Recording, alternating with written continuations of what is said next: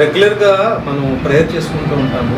రెగ్యులర్గా చేసుకునే ప్రేయర్కి ఉపవాస ప్రార్థనకు ఉన్నటువంటి తేడా ఏంటో చెప్తే మన విశ్వాసులు కూడా తెలుసుకుంటారని. ఉపవాసం ఉంటే ఏంటంటే దేవుడు అతి సమీపం. ఎందుకంటే విరిగి నలిగిన హృదయం ఆయనకి ఎంతో ఆసనం నుంచి. అంటే దేవుడు క్లోజ్గా ఉంటాడు. ఉపవాసంలో ఉంటుంది. రోజు మనం ప్రార్థన ఎంతసేపు చేసుకుంటాం? మహా అయితే ఒక అరగంట.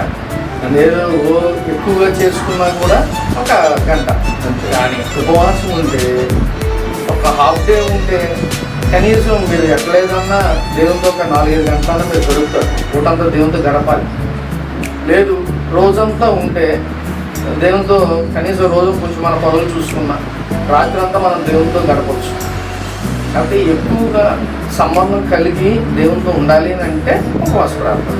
ఇప్పుడు అదే ప్రార్థన అనుకోండి, అరగంట. అంటే ఉపవాసాలు ఉంటే దేవునికి ఎక్కువగా మామూలు ప్రార్థన అయితే ఉండదంటారా? ఉండదు కదా. మరి అలాగా ఇప్పుడు ఉంటే ఒక అరగంట చేసుకుంటారు మీరు.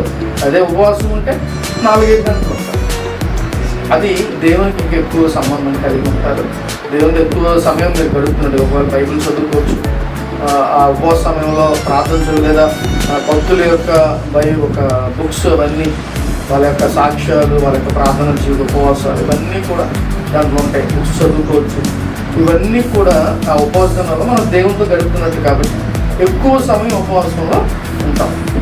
అందుకనే భక్తులు కూడా ఉపవాసాలు ఉన్నప్పుడు కొండల మీద ఇక వాళ్ళు రహస్యంగా దేవుని దగ్గర ఏకాంతంగా వాళ్ళు గడిపే ఎక్కువ సమయం. అంటే ఉపవాసం అనేది ఏంటంటే దేవునితో ఎక్కువ సంబంధం కలిగి ఉంటాం. ఓన్లీ అది ఒకటే. కాకపోతే ప్రార్థన అదే నువ్వు ఉపవాసం ప్రార్థన ఉంటే ఎక్కువ సమయం గడిపితే ఓకే, అట్లా ఉండలేము మనం.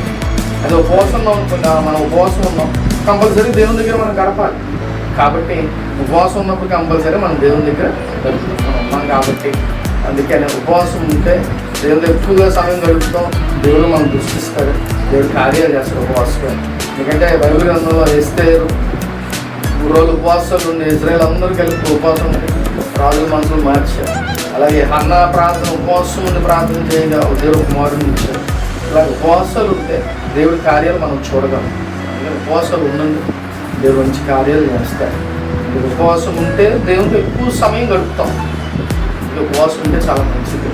ఉపవాసం ఉండడానికి కూడా కారణం అదే. అర్థమైందా?